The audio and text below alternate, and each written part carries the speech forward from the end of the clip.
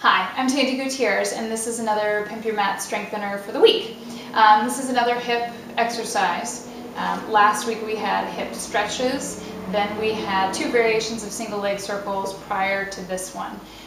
You can do this one on its own, or you can tack it on to the 3 stretches and the 2 single leg variations. You do need a band for these. The band that I'm going to use is more of a power band. It's a little loop, like a big giant rubber band. You can get these, it's usually a sporting goods place that'll have them, or you can order them online. They usually come in a set of 3. I love these. I love these for hip and glute work. They travel well, they don't take up much space in your house. Your kids, if you have them, will think they're super cool. You just may have to hide them a little bit. If you don't have one of these and you have a resistance band, you can take the resistance band and actually tie it. It's just a little more cumbersome, but you don't need a separate piece of equipment if you already have one of these, okay?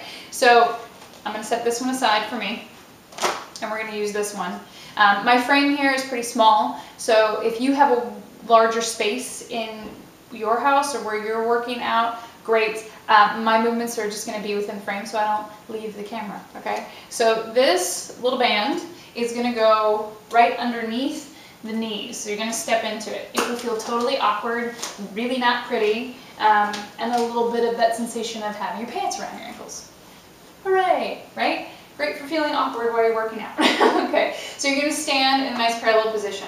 What gives it a Pilates spin is because you're probably going to need to tuck under just a tiny bit in your pelvis just to get that knitting and connection through the low belly. So you are going to squeeze your tush, you're going to grip and connect through that low belly, that space between your belly button and your pubic bone. So you inhale to lift your belly button up underneath your ribs, you exhale to close across the rib cage. That stays with us with everything we do. Now look at your feet. You want your feet to be in a pure parallel position. What does that mean? It means your big toe is in line with your heel, okay?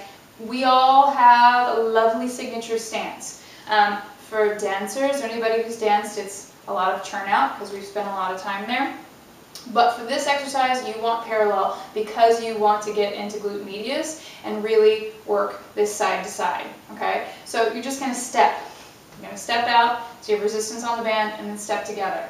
Step out and step together. So like I said, my frame here in the video is a little small, so I'm not going very far, okay? But at home, you can take some bigger steps, so you can feel more resistance on the band.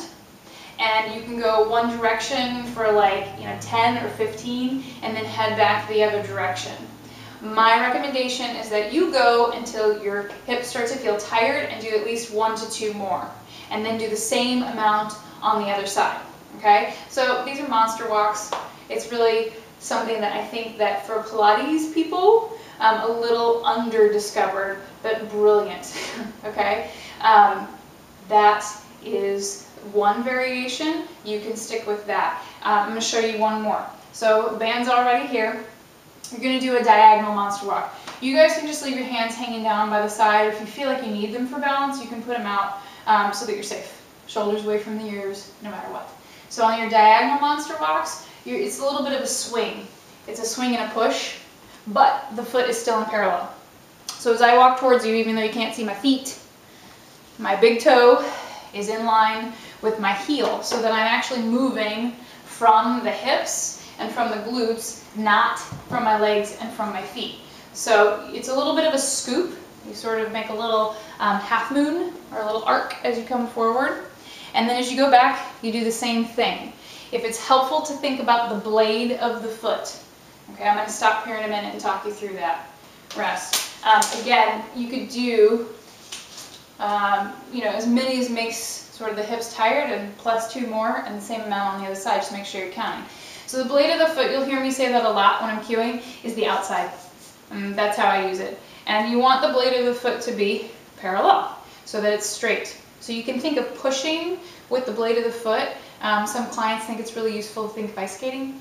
I'm not much of an ice skater, so I'm not sure about that one, but it seems to help them. And they've said that it feels similar to that. So that is another Pimp Your Mat hip strengthener for the week. That one really does double duty. It works the internal portion of it so that you're functionally safe and healthy, plus it gives your tushy a nice shape as you go. So the dent in the butt that everybody's sort of after and that little extra lift, I love these. So get yourself a band if you don't have one, either the loop or the long band. Thanks for working out with me today, and I'll see you next week.